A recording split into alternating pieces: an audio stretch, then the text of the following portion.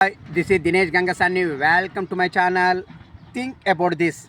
ఇప్పటి వరకు తెలంగాణలో పట్టణ నగర మరియు జిల్లా కేంద్రాలకే పరిమితమైనటువంటి ఇండస్ట్రియల్ ఏరియా లోకల్ అథారిటీలు అనగా ఐలాలు ఇకపై పల్లెల్లో కూడా విస్తరించడానికి పంచాయతీరాజ్ గ్రామీణాభివృద్ధి శాఖ ఆమోదం తెలపడం జరిగింది.